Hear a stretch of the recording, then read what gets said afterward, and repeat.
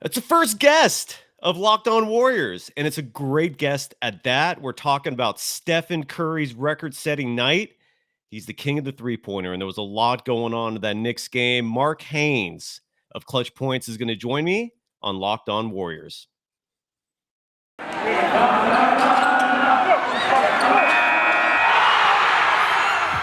are Locked On Warriors, your daily Golden State Warriors podcast. Part of the Locked On Podcast Network, your team every day. Thanks for making Locked On Warriors your first listen every day. We're free and available on all platforms. This episode is brought to you by TrueBill. TrueBill is the new app that saves you money by helping you identify and stop paying for the subscriptions you don't want or need, and can even negotiate better deals on those you want to keep. Mark Haynes, NBA reporter for the Golden State Warriors, a beat reporter. He's with Clutch Points. They make all those amazing graphics that we oftentimes are in awe of. Sometimes, every once in a while, we cringe at. And I just love that there's no shame in their game. They don't delete anything. Like, if people don't like it, they're like, tough S-bomb. So, Mark, how are you doing, man? It's great to have you on the program. Hey, Cyrus, man. I'm doing good, man. It's a pleasure to be here. Oh, dude, it's a pleasure to have you. First things first, you really put yourself on the map, and we met a couple times now virtually. You know, we were both on this podcast for the Lakers, where they were actually at that point still the favorites to win the Western Conference, if not title. Hey. You and I were laughing at all that, and they were asking us about Kent Bazemore, and we were like, "Are you kidding me, Kent Bazemore? Like, he's not going to do anything for you." And then you joined me on my other podcast with Hall of Famer Rick Barry, and we kind of, and if anyone wants to listen to that to really know Mark's background, that's the way to go. But today we're going to talk about the Warriors, and you put yourself on the map because you asked Stephen Curry a question that the whole NBA world took notice, and talk about that. It was in reference to his defensive skills and him being in consideration for Defensive Player of the Year. Is that correct? Yeah. Well, making not defensive player of the year, but making a defensive team for the first time in his career. And it's something I've kind of noticed about Steph. Being I'm a big Draymond fan simply because of defense and things like that. And as I'm paying attention to Draymond, I just kind of started noticing, like last year, I'm like, man, Steph is not that same guy that you could just pick on, and that teams are still doing it. They're still trying, but the success rate is not all that high. And then I don't even know when I asked that question. I don't even know if I looked at the defensive rating rankings, but he has the best one out of all the point guards. And that was kind of a surprise, after, like, I believe I found out the next day or so or whatever.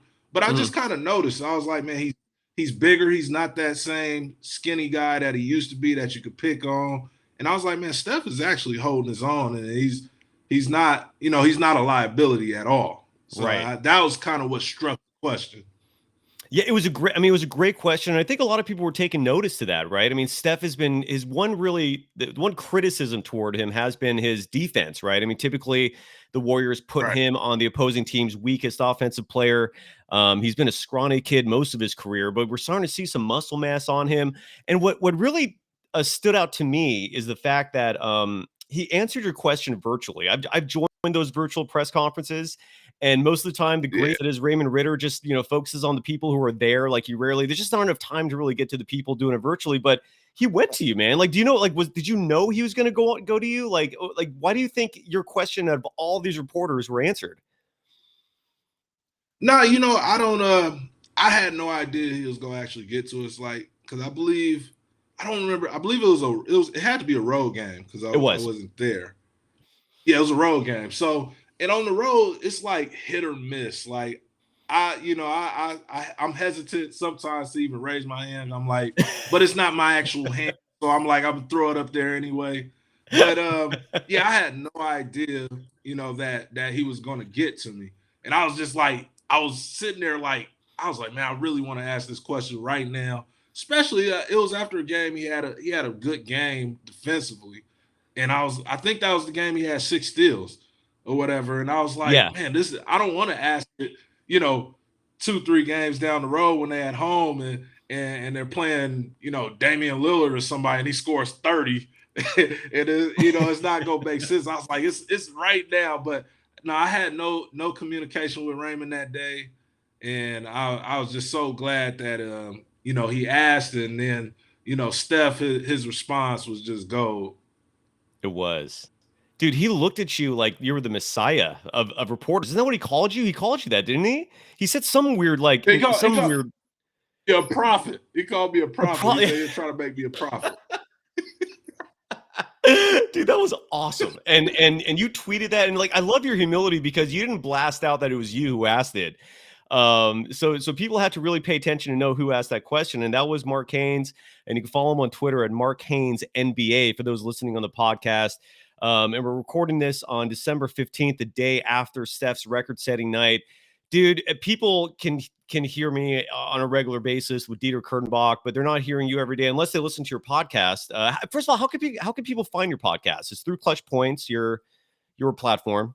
Yeah, through ClutchPoints, but it's on Apple, Spotify, believe all the major platforms. It's called the Warriors Multiverse Podcast.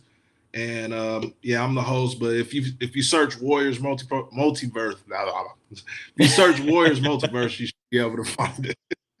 Oh, it's all good, man. And the Multiverse name is really catchy, just for the simple reason that, like, without stealing anything, or you're really playing off the Marvel movies, right? I mean, isn't that kind of a term going off that Spider-Man movie coming out? Yeah, and I'm a huge Marvel fan, man.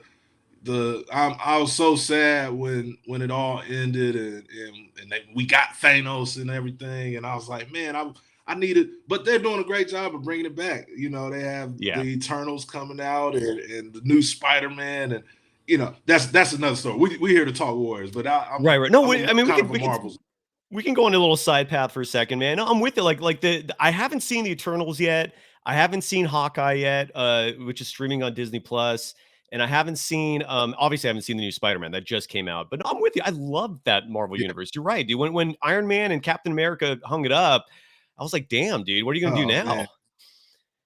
Right. It was kind of bummed. And funny story. So I've watched Eternals, but I didn't watch Eternals. I went to the drive-in on a foggy night, and I purposely, I just wanted to experience like what would happen if we go.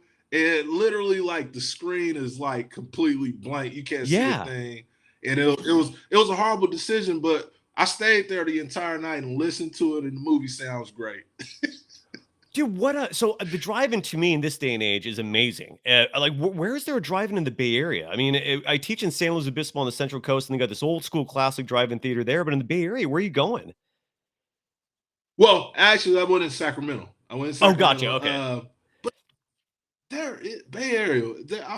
I felt like there is one in like the South Bay area, I believe. I'm not sure. I'm sure yeah, I was in Sacramento at the time. Well, we're going to talk Warriors again because that's really what people are listening for, not our opinions on Marvel movies. Although, like, I'm sure you and I could talk about that all day. So first, when we pay some quick bills here. First off, one company that's sponsoring us, which we're stoked on, is Stance. So they recently sent some items to me, and they're incredibly colorful. They're comfortable.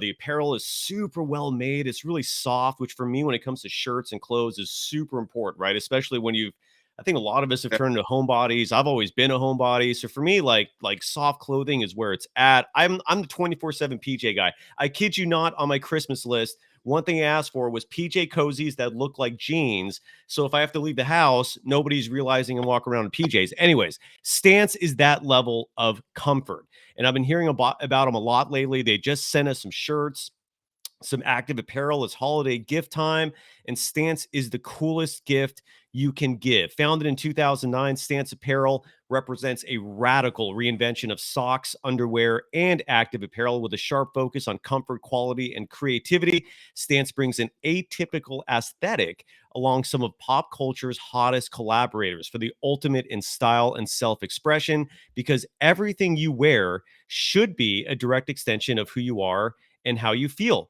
And we were just talking about Marvel. They make Marvel clothes. So there is actually direct tie-in to a sponsor from our whole conversation. There you go, Mark. Right. Actually, I'll try to hook you up with some of that. Jump on board. I'm going to try to hook you up with some of that. I need it. I'll try to get some stamp. What's your favorite Marvel character? Who's at the top of your list? I can try to find that for you.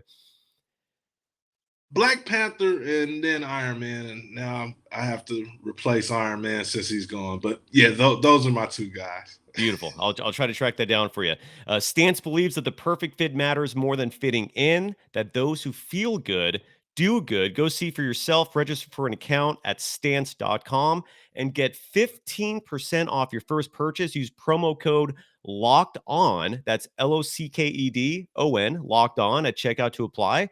Enjoy the color and comfort of a life less ordinary with Stance. You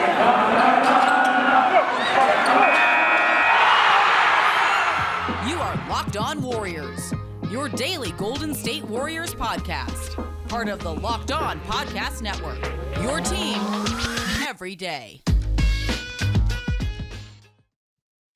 Thanks for making Locked On Warriors your first listen every day. We're free and available on all platforms.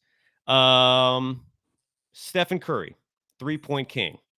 Give me some of your takeaways from that game last night, which I'm really stoked on. A side note, they won as well. People aren't even talking about that. But tell me your feedback from what you saw from your perspective. Well, obviously, we all knew he was going to break the record in MSG once, down to 2. It's like he's going to make 2 even on his bad nights.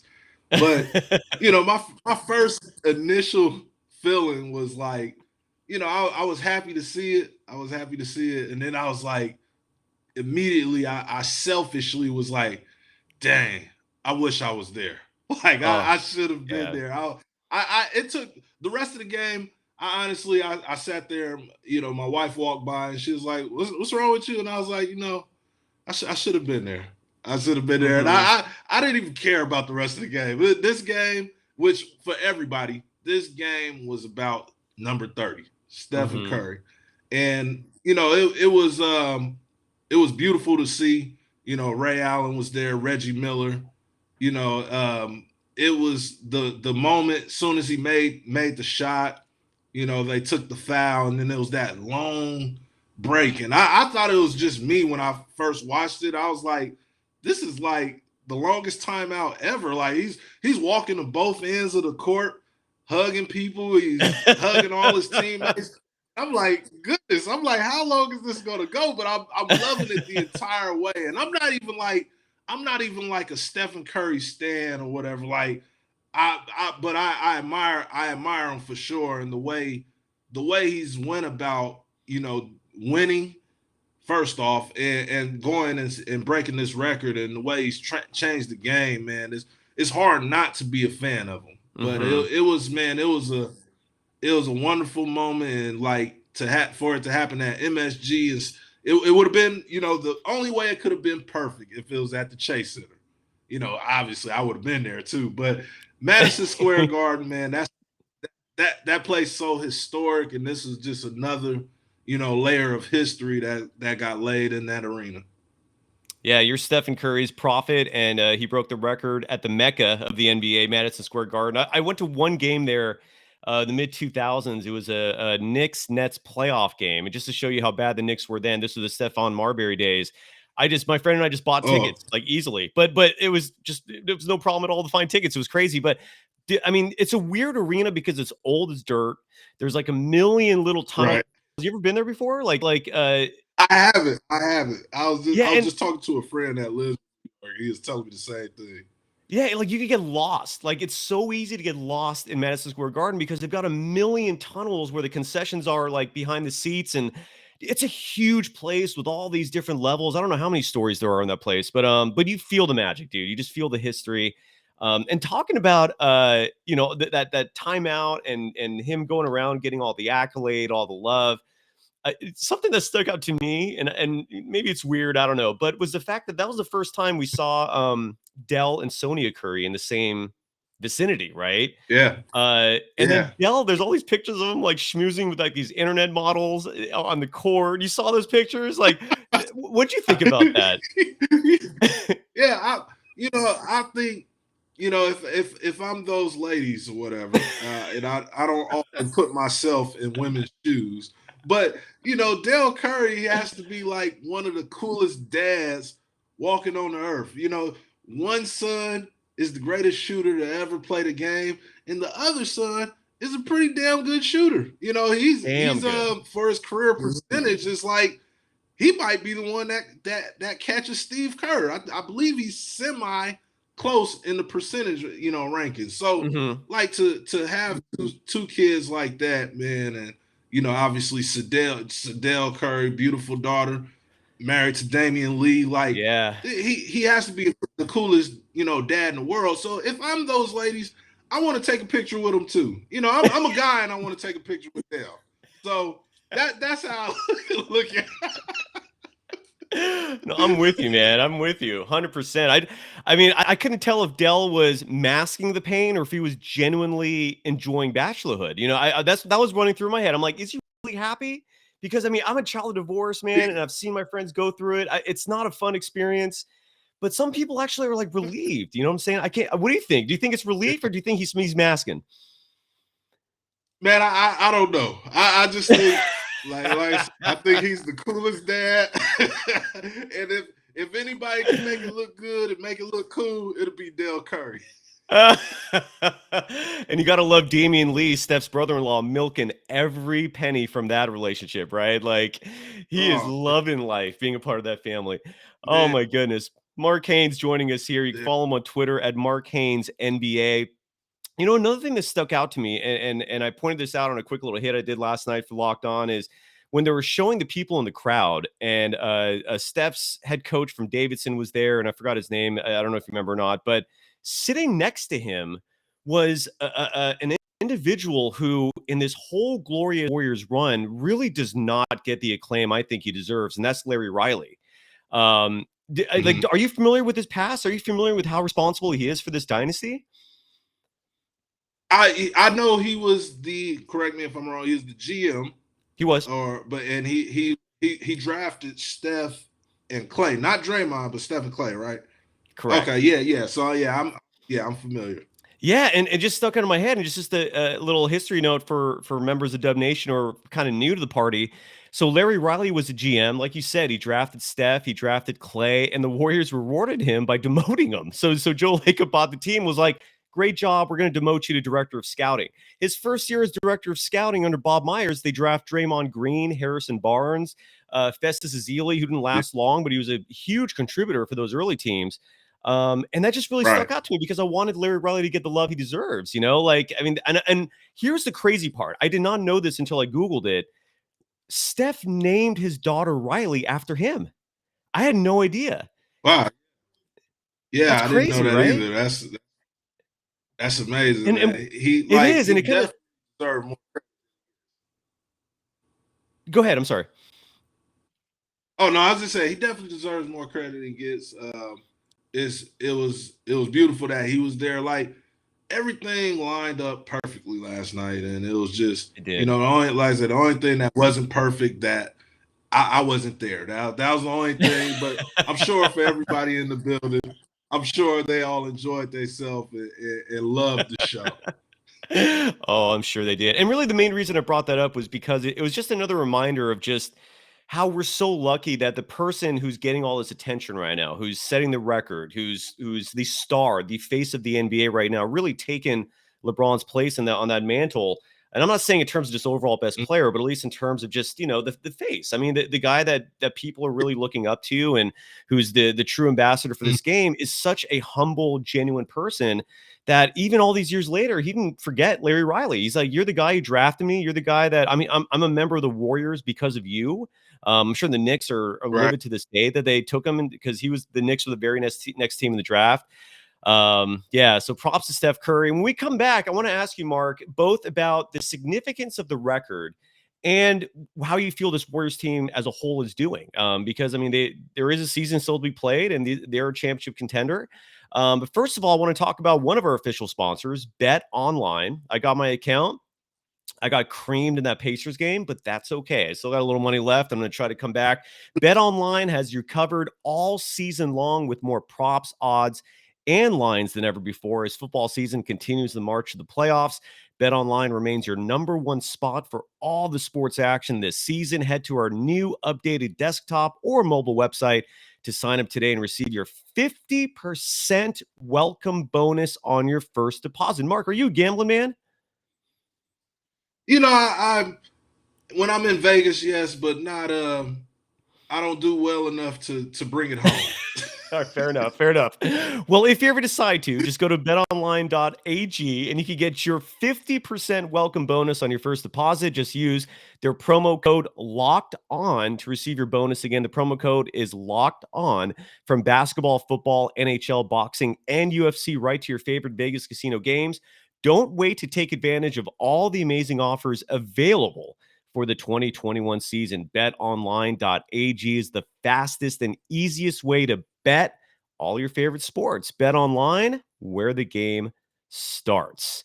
And we're also brought to you by Built Bar. This holiday season, grab the protein bar that tastes like a candy bar, or even better than a candy bar, Built Bar. It's filled with so much holiday goodness. It's rich with decadent flavors, covered in chocolate, but amazingly low in calories, sugar, net carbs, and fat, and is high in protein. You get the best of both worlds. Delicious and healthy. There's so many flavors. You're going to have a hard time choosing. Do you want raspberry, mint brownie, cherry, double chocolate? My favorite, cookies and cream, peanut butter brownie. Built Bar gives you that, yes, Built Bar gives you that extra fuel you need to bust down those mall doors and battle those holiday shoppers. People are so passionate about their favorite flavors. They're going to fight for it. Things get out of hand. Stay out of that Mad Max scene. If you're friends with Santa, we'll tell Santa to throw a few Built Bars in those stockings with so many flavors. They'll make anyone's Christmas morning a happy one. And you could dip your Built Bar into a piping hot cup of cocoa. That is my favorite part of this whole copy. I could just picture that Built Bar just being dipped into that hot cocoa, that hot chocolate, and then you eat the bar after that. Your hot chocolate has that extra flavor to it. Oh, and if you like some of those marshmallowy treats around the holidays, you need to get your hands on the Built Bar Puffs. They're light, fluffy, and marshmallowy, through and through, different flavors, all covered in chocolate. It tastes so good, you won't believe that they're filled with protein. Go to built.com, use the promo code LOCKED15. That's LOCKED15, and get 15% off your order.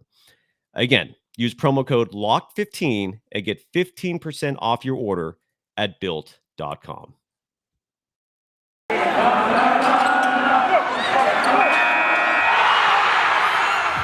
are Locked On Warriors, your daily Golden State Warriors podcast. Part of the Locked On Podcast Network, your team every day.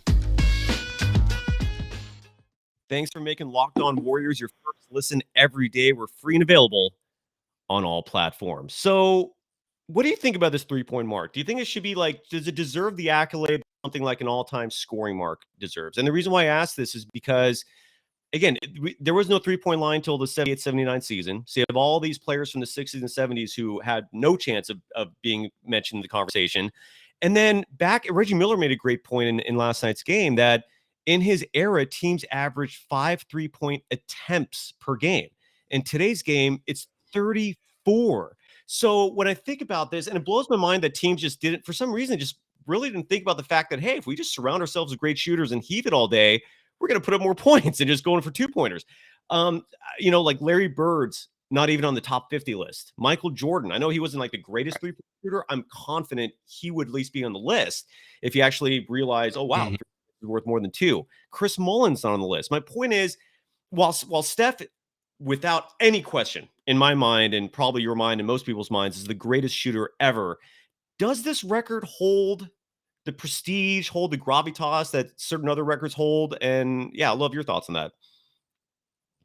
Yeah, so I think the wherever Steph ends up at the end of his career, I think that's going to hold a lot of prestige. I think that mark is going to mean a lot more than no discredit to Ray Allen and Reggie, but it's going to mean a whole lot more to them because, like Reggie Miller said, in his day, that the average team was shooting 5 times a game. So it's like now we have. I seen a list. I'll throw some shade at this. Yeah. I seen a list where it was like the top 5 shooters of all time, and it had Steph. It might have been 4, but it was Steph, Reggie, Ray Allen, Kyle Korver, and James Harden. Yeah. In my opinion, James Harden has no business being on that list. No, throw all the shade you want at. Throw all the shade you want at him, man, please. Yeah, he can shoot the ball. Don't get me wrong. He can shoot it. And he's a scorer. But he benefited from Steph Curry. Steph Curry changed the league into where everybody is allowed to shoot. Guys are shooting 10+ threes a game. and he's able to do that. And if you're shooting, like you say, if you're shooting more, you're going to make more and you're going to, score more points. That's James Harden. So, like, I think whatever mark Steph raises the bar to, that's going to be the one where it's like, no, this record, this is the real deal right here. That record is going to be a record that people are like, they're already saying. Reggie Miller was like, nobody's ever going to be able to catch Steph. I disagree with that. I think because of Steph Curry, there's going to be somebody who shoots it enough. I'm not going to say shoot better than Steph, but shoots it enough to where one day they'll be able to pass him. I believe like Trae Young and I think it's another guy who are already at a faster pace than Steph's earlier years.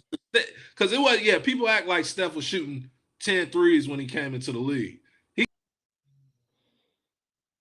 5.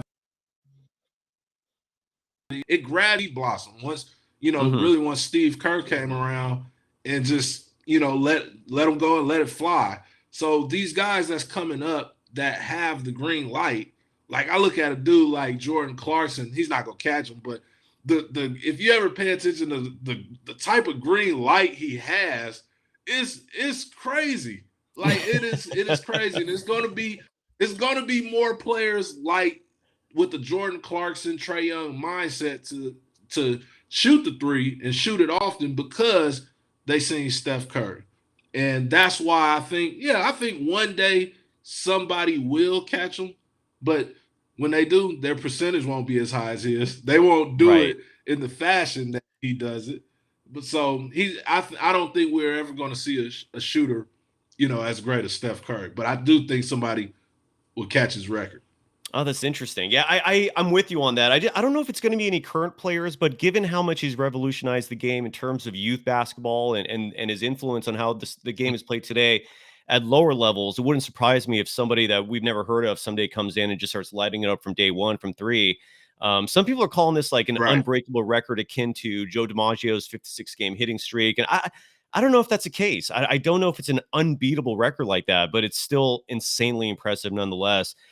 Speaking of the Warriors, James Weissman still hasn't played yet. Klay Thompson, and maybe you could fill me in and the listeners in on any news about him, because the rumor is that next week is going to be when he's going to make his debut, possibly next Monday.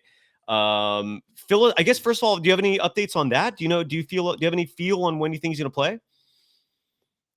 Yeah, I'm in the dark with that. I know just about what everybody else knows as far as potentially next week when they come back home. They say they want it to be a home game for sure. Right. But I don't know, man. If I'm the Warriors right now, I'm everybody's eager to see Klay back on the court, and I'm just like it's the way the Warriors are playing, how good they're playing.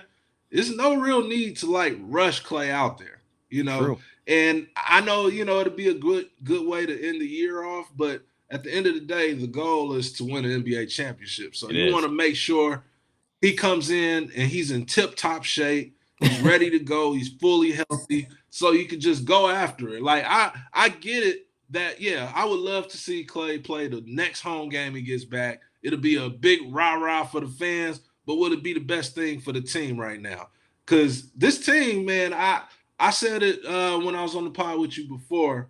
I thought this team could be really good, and they're exceeding already, how good I thought they would be, Yes. without Clay and James Wiseman. So I want to, man, if I'm Steve Kerr, Bob Myers, and them, I'm trying to make sure I bring Clay in when we need him and to finish this thing off strong.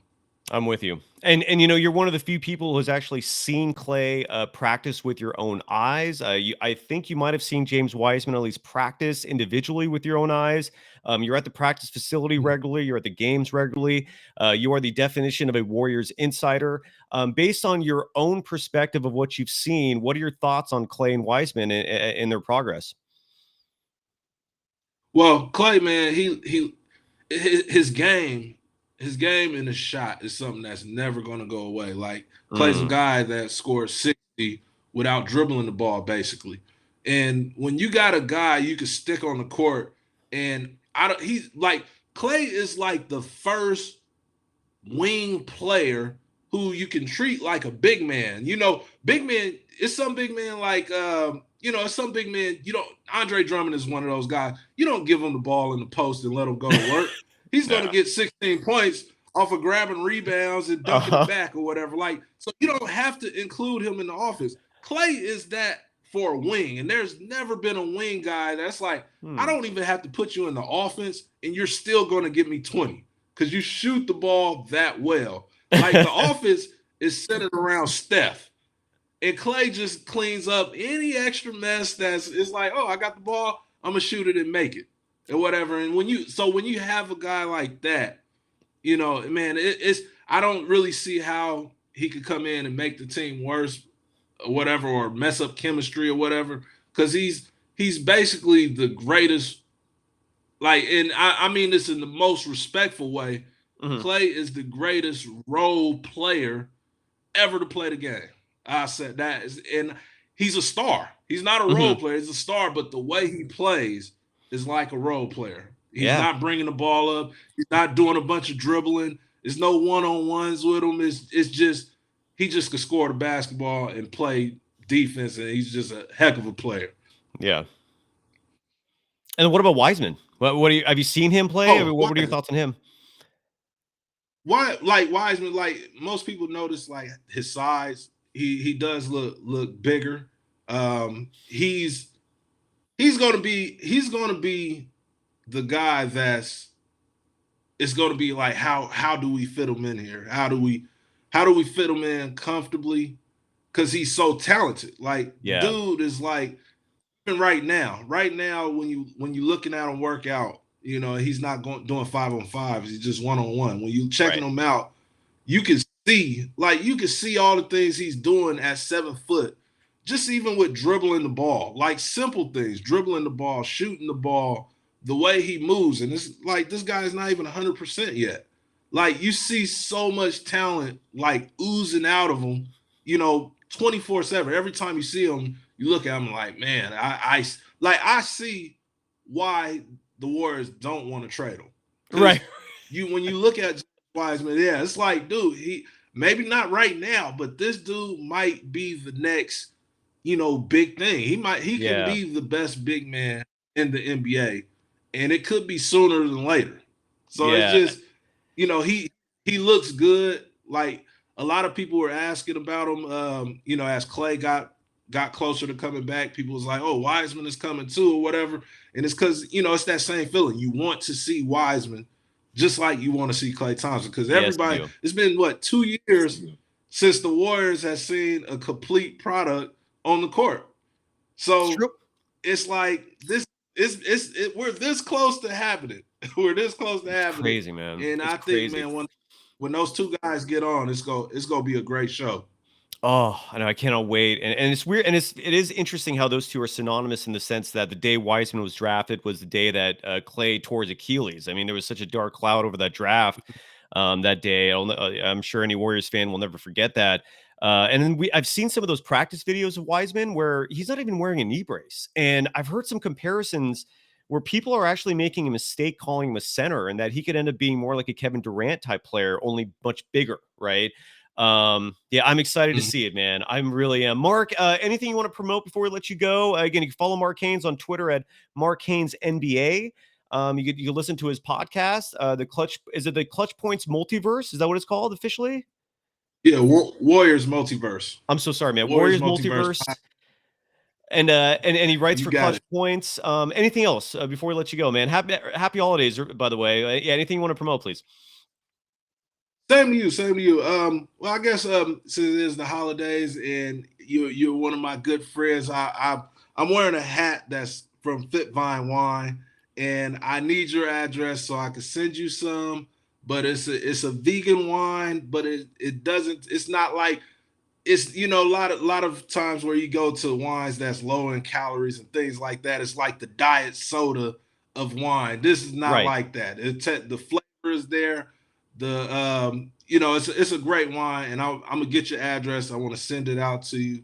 But they are one of my personal sponsors. And what are they called again? I'm gonna see if I can type it on the screen right here for the YouTube listeners. Okay, Fit Vine Wine. It's FITVINE. Fit Vine. Dude, that's a catchy name. All right, let me see. I'm actually trying this for the first time for YouTube. Let me see if it shows up on our screen. And I don't see it, but anyway, so I'm still learning this process, folks. It's only week 2, but Fit Vine Wines is the name. And for those listening to the podcast, the visual would not have mattered anyway. So, dude, Mark, man, it's a pleasure. we definitely got to do this again soon. I will text you my address so I can try some of the wine, and I got to get your address so I can send you some of those clothes from Stance. We'll try to get some Black Panther and Iron Man shirts for you.